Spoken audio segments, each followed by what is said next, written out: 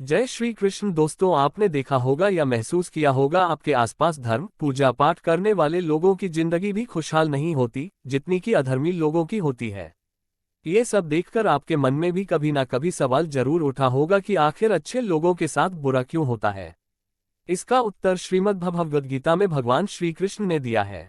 बता दें कि श्रीमद् भगवद गीता एक ऐसा धर्म ग्रंथ है जिसमें मनुष्य के मन में उठने वाले हर प्रश्न का हल विस्तार से बताया गया है। श्रीमद् भगवद गीता में वर्णित कथा के अनुसार अर्जुन के मन में जब भी कोई दुविधा उत्पन्न होती थी तो वो उसके समाधान के लिए श्री कृष्ण के पास पहुंच जाते थे। ऐसे ही एक दिन अर्जुन भगवान श्री कृष्ण के पास आए और उनसे बोले, हे वासुदेव, मुझे दुविधा ने घेर रखा है और इसका समाधान आप ही बता सकते हैं। तब श्री कृष्ण ने अर्जुन से कहा कि हे धनंजय, अपने मन की दुविधा विस्तार से बताओ, तब मैं तुम्हें उसका हल बताऊंगा। अर्जुन बोले, हे नारायण, मुझे ये बताए कि अच्छे लोगों के साथ बुरा क्यों होता है। अर्जुन की बात सुनकर श्री कृष्ण बोले, हे पार्थ, मनुष्य जैसा देखता है या महसूस करता है वैसा कुछ नहीं होता, बल्कि अज्ञानता में वो सच्चाई को नहीं समझ पाता। श्री कृष्ण की बातें सुनकर अर्जुन हैरान हो गए और बोले, हे नारायण, आप क्या कहना चाहते हैं, मेरी समझ में नहीं आया। श्री कृष्ण बोले कि मैं तुम्हें एक कथा सुनाता हूँ जिससे जानने के बाद तुम समझ जाओगे कि हर एक इंसान को उसके कर्म के अनुसार ही फल मिलता है। अर्थात जो बुरा कर्म करता है उससे बुरा फल मिलता है और जो अच्छा कर्म करता है उसे अच्छा फल मिलता है, क्योंकि अच्छा और बुरा कर्म तो मनुष्य पर निर्भर करता है। श्री कृष्ण ने अर्जुन को उदाहरण से समझाया। वो बोले कि एक नगर में दो पुरुष रहा करते थे। उसमें एक व्यापारी था जो धर्म को बहुत महत्व देता था। वो पूजा पाठ और भगवान में बहुत विश्वास करता था। वहीं दूसरा पुरुष पहले वाले से बिल्कुल विपरीत था। वो मंदिर तो जाता था लेकिन पूजा पाठ के उद्देश्य से नहीं, बल्कि मंदिर के बाहर जूते चप्पल चुराने के लिए। इसी तरह समय बीतता गया।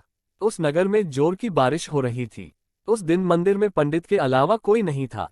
ये बात जब दूसरे पुरुष को पता चली तो उसके मन में ख्याल आया, ये सही मौका है मंदिर के धन को चुराने का। वो मंदिर पहुंच गया और मंदिर में रखा सारा धन चुरा लिया। उसी समय धर्म कर्म में विश्वास रखने वाला व्यापारी भी मंदिर पहुंचा और भगवान के दर्शन किए।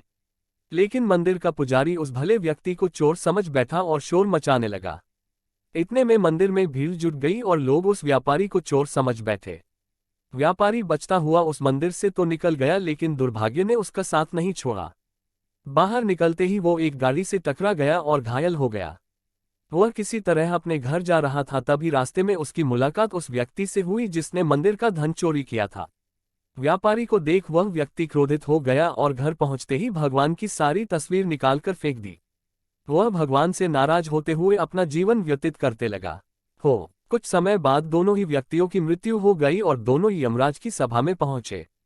उस व्यक्ति ने अपने बगल में खड़ा देख यमराज से पूछ लिया कि मैं सिर्फ अच्छे कर्म करता था, लेकिन इसके बावजूद पूरा जीवन मुझे अपमान ही मिला। इस पर यमराज ने व्यापारी को बताया कि पुत्र, तुम गलत सोच रहे हो।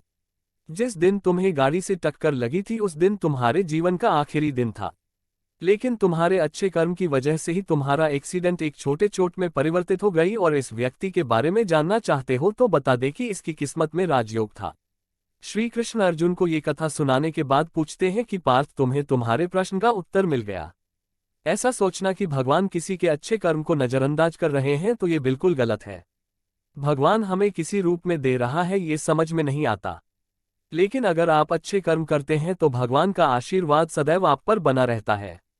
इस कहानी से ये मालूम पड़ता है कि हमें कभी भी अपने कर्मों को नहीं बदलना चाहिए, क्योंकि आपके कर्मों का फल आपको इसी जीवन में मिलता है, बस उसका पता नहीं चलता।